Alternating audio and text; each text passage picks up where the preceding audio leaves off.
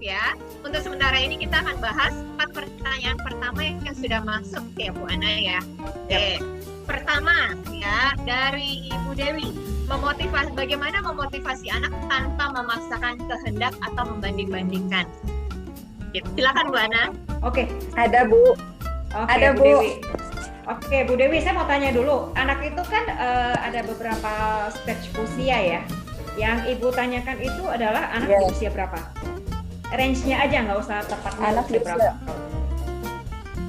12 dan 16 ya, 12 dan 16.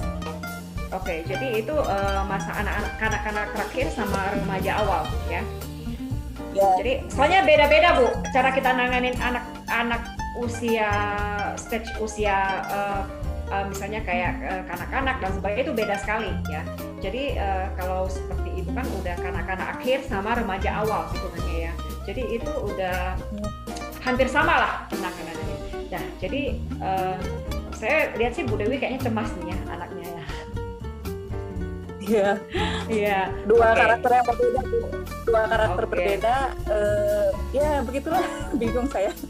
Oke, saya jelasin satu persatu ya, karena pertanyaannya ada dua. Pertama, bagaimana cara motivasi anak tanpa terkesan memaksakan kehendak. Ya, yang kedua, membandingkan tanpa membuat anak merasa dibandingkan ya.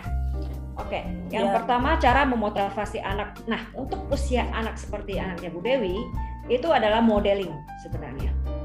Itu sudah kita tidak bisa bilang kamu kerjain A, kamu kerjain B, kamu tidak boleh A, tidak boleh B, tidak bisa seperti itu Bu. Karena sistemnya itu udah modeling. Jadi dia belajar dari model kita sendiri.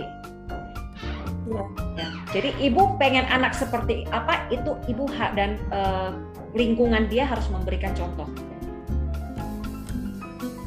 Itu pertama. Kalau untuk kita sudah tidak bisa memaksakan.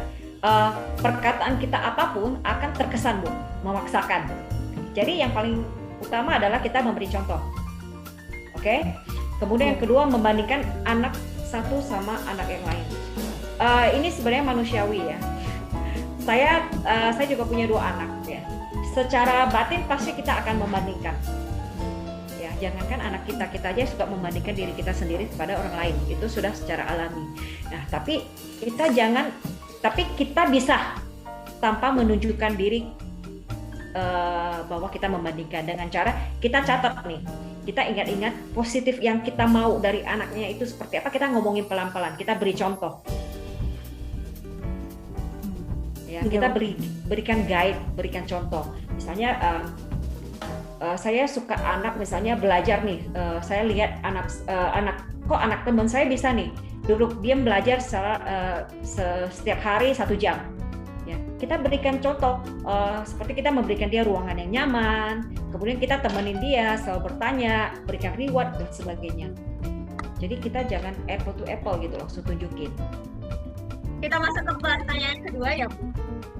Oke. Sarah, bagaimana mengontrol kecemasan yang hadir tanpa kita sadari? Ya. Halo.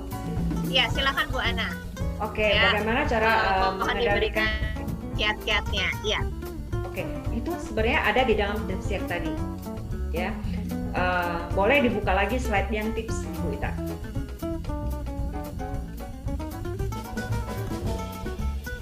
Oke, mundur. Oke, di sini. Benar, ditampilin aja ya. Oke, jadi pertama adalah tidak semua peristiwa itu kita butuh reaksi. Jadi jangan setiap kali kita cemas itu kita langsung bereaksi. Ya, itu yang pertama. Nah, jadi kita harus menjadi majikan. Ingat, selalu kita menjadi majikan untuk kecemasan kita sendiri. Jadi kita yang mengontrol. Ya, jadi kita ya stay positif dan tidak selalu harus ada reaksi. Nah, tips-tips yang saya berikan ini adalah cara-cara untuk mengontrol kecemasan yang tanpa kita sadari. Karena kecemasan itu seperti saya bilang, itu akan datang secara tiba-tiba, ya, tidak bisa kita prediksi, ya. Tapi yang bisa kita lakukan adalah tips-tips berikut ini. Sampai di sini jelas, Bu Sarah ya? Bu Sarah cukup membantu Ibu? Ya, udah. Terima kasih. Sudah ya. Ya. Bu, tapi saya menarik nih pertanyaan Bu Sarah. Tadi kan Ibu bilang ada dari internal ya. Yep. di mana memang bawaan dari sananya mudah panik, Bu. Nah, gimana tuh, Bu? Saya sih pengennya memang diam dulu ya, jangan mudah bereaksi gitu ya. Tapi kalau bawaan dari sananya seperti itu, apa yang harus kita lakukan? Nah, yang makanya saya paparin di sini, Bu Ita. Jadi kalau kita sudah tahu nih, oh saya tadi ikut talk show-nya Bu Ana, Bu Ita nih ya, saya nih harus jangan langsung bertindak. Jadi dia ada remind, alarm buat dirinya sendiri. Oke, menyadari itu ya, terus, Bu ya. Nah, seperti saya bilang, melatih pernapasan ini penting sekali. Mungkin nanti next sesi saya mau bantu bawain untuk ya belajar meditasi lah ya. Itu kan itu belajar ya. Ini pernapasan itu sangat penting untuk segala sesuatu, Bu Ita. Orang fobia juga saya latih dengan. Jadi kan terapi saya itu kan banyak ya. Salah satunya adalah melatih pernapasan. Kelihatannya simpel tapi susah sekali, bisa 12 sesi, Bu Ita. Oh. Nah, kita lanjut ke pertanyaan ketiga. Dengan Danes ya, bagaimana mengatasi hal yang belum terjadi? Gimana itu, Bu? Saya kok jadi penasaran dengan pertanyaanmu, ketakutan akan hal yang belum terjadi. Maksudnya ini sesuatu pada saat kita sadar atau pada saat kita tidur atau gimana nih Danes pengalamannya? Jadi misalnya kalau lagi presentasi gitu kan, terus entah takut misalnya kayak dosennya killer atau gimana, jadi ya mungkin kecemasan itu datang terus jadi kayak lebih ke kena fisiknya kayak keringetan, terus padahal situ ruangannya dingin atau jatuhnya lebih nafasnya jadi kayak lebih cepat kayak karena terlalu cemas kayaknya. Kayak saya dong deg-degan dengan suara Danes nih.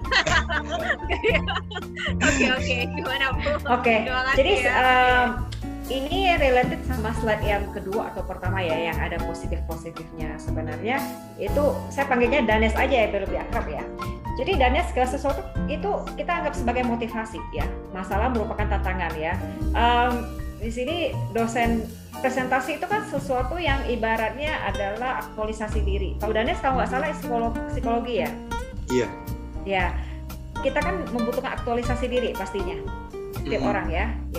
Oke, nah jadi di sini jadi saya nggak bisa bilang itu ketakutan ya, kita bilang kecemasan karena topik kita kecemasan. Ketakutan itu beda lagi, takut, tegang itu beda lagi, ya. Kecemasan terhadap misalnya presentasi, nah itu sebagai positif dan alarm, ya. Jadi gini, tujuan dari kita talk show ini adalah kita mengubah, saya ulangi lagi ya, kecemasan kita menjadi positif dengan cara ya menjadikan itu adalah motivasi. Jadi Danes kalau misalnya kecemas ya untuk menghadapi presentasi itu Danes harus memunculkan motivasi nih ya. Jadi cari tahu ya, karena presentasi yang paling ditakutkan, saya juga mantan mahasiswa sih ya. Jadi yang kita paling takut tuh apa sih sebenarnya? Yang paling takut pertanyaan, ya kan? Soalnya saat presentasi kita ngomong aja, yang paling kita takut itu adalah pertanyaan. Nah, kita harus mempersiapkan diri dengan ya banyak baca, ya. Kita harus cegah, antisipasi, melatih diri kita. Kembali lagi kepada slide yang ini, Danes. Jadi diubah. Cukup jelas, Danes. Bagaimana ciri-ciri cemas berlebihan ya dari Ibu Arum? Nah, kalau cemas berlebihan itu kan tadi untuk kecemasan itu sendiri saya kan udah bagi ya Bu Ita ya. Kita simpel aja, nggak usah mikirkan sekarang semua, kita pakai bahasa awam nih ya kan, produktif sama tidak produktif ya. Yang dibutuhkan bantuan biasanya adalah kecemasan yang tidak produktif ya. Nah ini saya sarankan, jadi kalau saat kita sudah merasa kecemasan kita itu tidak produktif, saya sarankan benar-benar untuk mencari pakar. Saya tidak promosi ya Bu Ita ya. Jadi Anda bisa misalnya sekarang kan banyak juga ya platform yang gratis juga ya, tanya ke Alo Dokter dan sebagainya, coba ditanyakan ya. Tapi kembali lagi harus nilai dulu nih kecemasan kita, kalau masih produktif nggak usah ditanyain, buang waktu ya kan, kita majikan atas kecemasan kita itu sendiri ya kan. Nah, kecemasan berlebihan adalah kecemasan yang tidak produktif, itu aja, simpel. Bu Bu, boleh dikasih contoh nggak ya? Tidak produktif tuh maksudnya kita membuang waktu kita atau kitanya menjadi tidak produktif atau gimana ya, Bu? Oke, nah kecemasan yang tidak berfaedah atau tidak produktif ya. Saya sharing pengalaman saya ya. Jadi beberapa klien saya adalah datang dengan kondisi insomnia dan depresi.